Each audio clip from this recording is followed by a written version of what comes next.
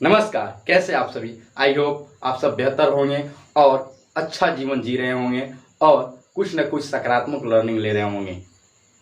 मैं आप सभी का प्रेरक कुमार अनिल अनुपम संस्कार के पहले वीडियो के बाद यह दूसरा वीडियो लेकर के आया हूं और इसमें मैं बताने का प्रयास करूंगा आप सभी को कि संस्कार का दूसरा नाम, जैसा कि आप थंबनेल में पढ़ चुके हैं कि संस्कार का दूसरा नाम ही है विनम्रता। कहा गया विद्या ददाति विनयम, विद्या ददाति विनयम।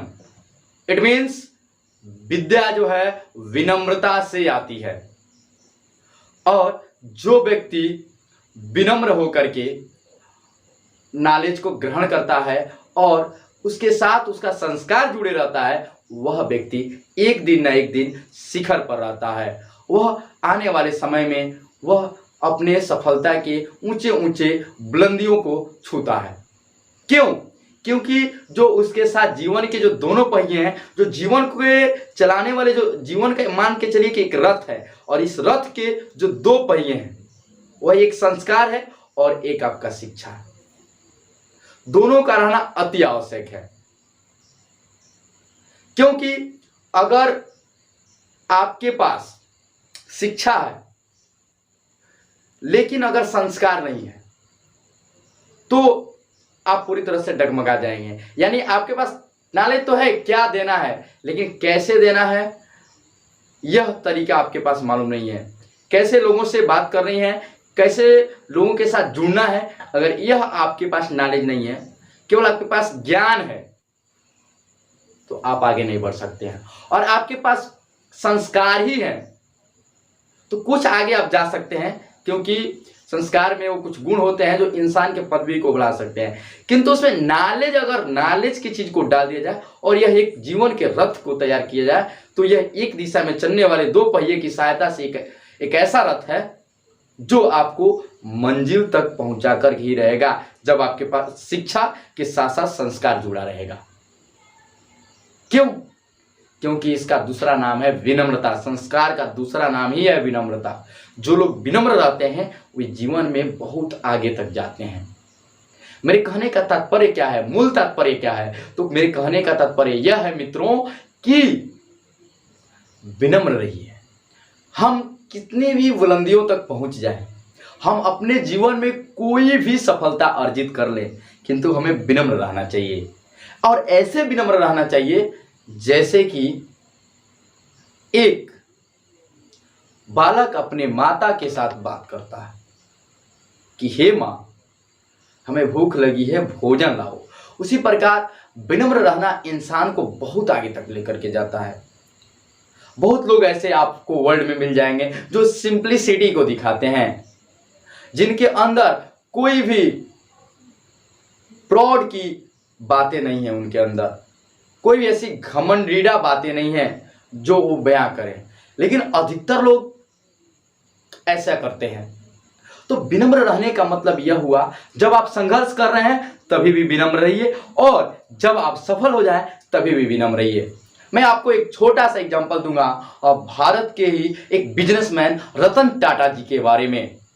रतन टाटा जी भारत के प्रमुख उद्योगपतियों में से एक हैं और सबसे प्रमुख उद्योगपति कह दिया जाए तो इसमें कोई भी दो राय की बात नहीं होगी।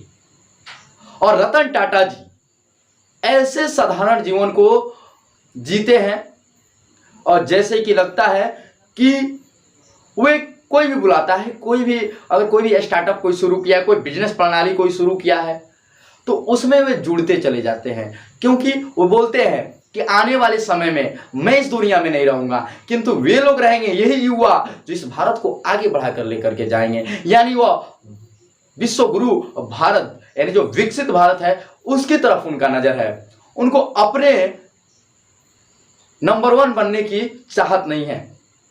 क्यों?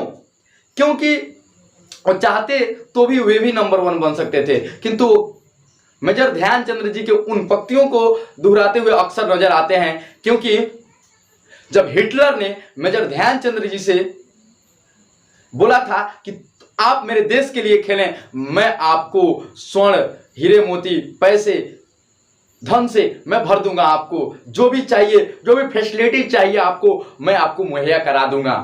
किंतु मेजर ध्यानचंद्र जी ने क्या कहा था, यह सुनकर हम भारतीयों के दिल गदगद हो जाते हैं। उन्होंने कहा था कि जरा सुन लीजिए, यह किसी राष्ट्र की जिम्मेवारी नहीं है कि वह अपने नागरिक को आगे बढ़ाए, बल्कि प्रत्येक नागरिक को यह जिम्मेवारी है कि वह अपने राष्ट्र को आगे बढ़ाए। और यह सोच अगर एक दिन सब भारतीयों के अंदर हो जाए तो हमारा भारत पुनः विश्व गुरु को प्राप्त करेगा। और यही गुण रतन टाटा जी में देखने को मिलता है। तो विनम्रता बहुत बड़ी ऐसी चीज है और विनम्र रहने की आवश्यकता है। अगर हमें किस चीज के बारे में जानकारी नहीं है तो क्या दिक्कत है। अगर हम जिस धरा पे आए थे, क्या हम नॉलेज से परिपूर्ण थे? हमारे पास थोड़ा सा नॉलेज क्या हो गया, हम अपने आप को बहुत बड़ा समझने लगे। जिस गुरु ने पढ़ाया उनको जरा सोच करके सुनना चाहिए कि हमेशा मेरे गुरु एक बात कहा करते थे, मुझे आज भी याद है, कि जब भी बोलते थे कोई चीजों में मोटिवेशन बोलते थे तो उसमें एक लाइन बोलते थे, हिंदी वाक्य है कि अधगर गगरी छलकत जा, अधगर गगरी छलकत जा। इट मीन्स कि जिस गगरी बोलते हैं एक सॉइल पोट को जिसके अंदर पानी रहता है। आप अक्सर राजस्थानी महिलाओं को देखते होंगे अपने सिर के ऊपर उसको ढोते हुए नजर आते हैं, क्योंकि वहाँ पानी मिल नहीं पाता है। तो उसमें अगर पानी आधा भरा हुआ है, यानी हाफ हाइट तक उसका वाटर है, तो वह क्या होगा, वह छलकता हुआ नजर आता है, क्योंकि उसको खाली जगह मिलता है। लेकिन आपने कभी समंदर को छलकते हुए देखा है? आपका आंसर होगा नो। क्यों? तो अगर उस वाटर को हम ज्ञान मान लें और मनुष्य जीवन में आए तो हमें पता चलेगा कि जो हमारे पास ज्ञान है वह तुच्छ है, काफी तुच्छ है। हम बेकार का फ्रॉड अपने आप पे करते हैं। हमें दुनिया को अपना एक्सपीरियंस साझा कर देना चाहिए, क्योंकि जब हम दुनिया को अपना एक्सपीरियंस साझा करेंगे तो दुनिया हमारे साथ जुड़ेगी। कभी भी सच्चाई को बतलाना चाहिए। मैं बड़े बड़े मोटिवेशन की बात नहीं करता हूं कि यह 10 वाक्य आपको धनी बना देगा, यह 10 वाक्य सुन लीजिए आपको धनी बना देगा।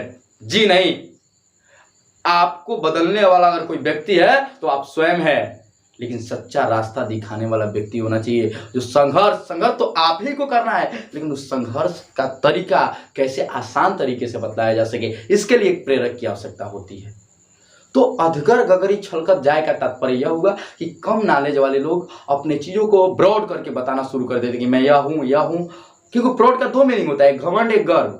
अपने आप को गर्व होना चाहिए, अपने आप पे स्वाभिमान होना चाहिए, अभिमान नहीं होना चाहिए। अपने आप पे गर्व होना चाहिए, कभी घमंड नहीं अपने आप को दर्शाना चाहिए। इस दुनिया में हर वर्ड के 2 मायने हैं।